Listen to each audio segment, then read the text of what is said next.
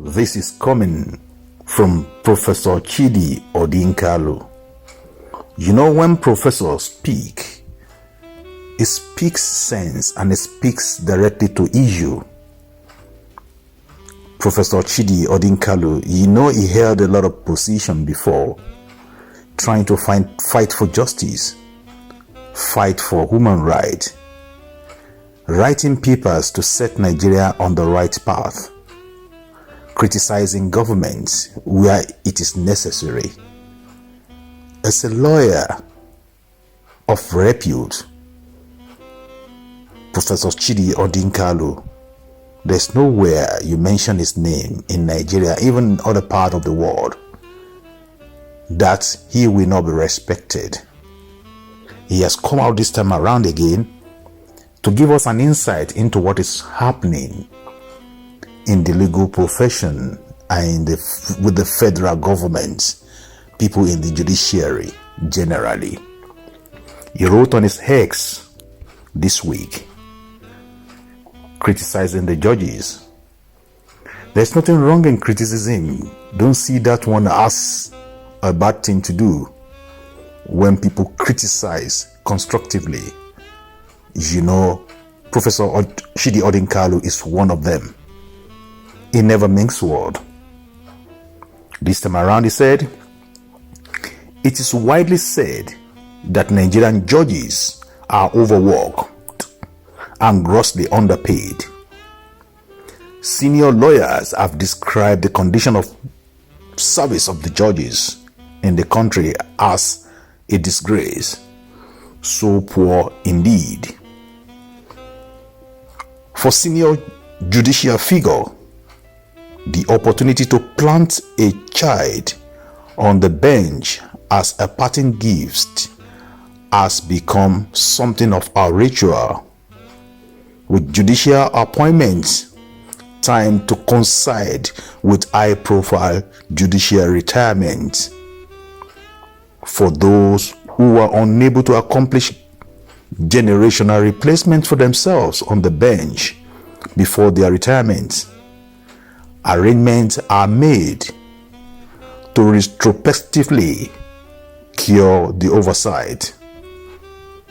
Therefore, one may ask, if the job is so poorly remunerated as they would have us to believe, why would a sane and highly placed parent choose to ooze in their child into a dead-end position? That is the question from Professor Chidi Anselm. But people reacted to this tweet or to this X. One of them is Richie, and he said, because even if they were poorly paid, the amount always used to buy judgment is very heavy. Listen carefully. Because even if they were poorly paid, the amount used to buy judgment is very heavy. Same way, most policemen not paid well are fixing their children and relatives in the police force. Illegality is a good business in Nigeria. It pays well. Furthermore, another person wrote, imagine having the power to upturn an election of a senator, a governor, or even a president. The influence it brings and potential money to be made from corruption and the connection it brings.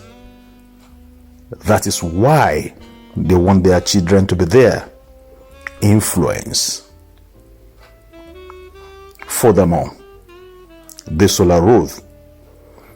The question we should be asking is if due process was followed in their appointments.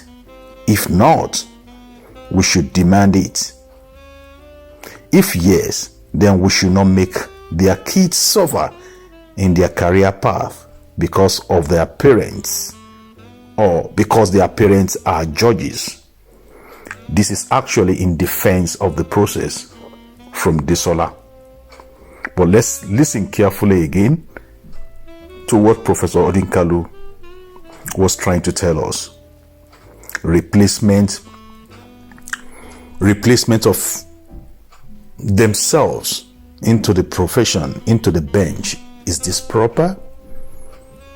When they replace themselves, they put their children, their wife, their girlfriend, their wards on the bench directly, reserving the position. So what would be tomorrow of the judicial system of Nigeria, or the judges in Nigeria, will be? Is it not going to be corruption over corruption again? Is it not going to be illegality over illegality? Because they are all there in the Supreme Court, in the Appeal Court. They are all there, everywhere, littered around. So people buy judgment. People buy judgment in Nigeria. It's not hidden. This is a fact. You can check. If you are truthful to yourself, you will know it's like that. And it is the same thing in the police. The police force in Nigeria is deeply, deeply corrupt. The same thing with the judiciary. You remember what happened during the Supreme Court sitting when they wanted to decide who won the election of the present government's 2023 election that was organized by INEC. That is another institution that is highly, very, very corrupt, with Professor Mahmoud, the one that is leading them now. Then we can ask ourselves, which way Nigeria, if the police that's supposed to defend the people is highly corrupt, if the government itself is highly corrupt, if the judiciary itself that's supposed to be the last hope of human being are deeply corrupt, where do we now run to? Where do citizens run to get their rights? When the government cheats them, or when they cheat each other in the country within, who is going to stay there as an arbiter that is not corrupt, that we do justice, that will be incorruptible, set the right from the false, set the seed apart from the chaff? I think our God, the Creator himself, he did justice creating the world, placing everything in the right place, and put us here as the vicegerent to rule among ourselves. But if the rulers are so corrupt, are very corrupt, then what are we gonna do? Thank you for watching. If you're new to this channel, consider subscribing so you won't miss out any of our latest video.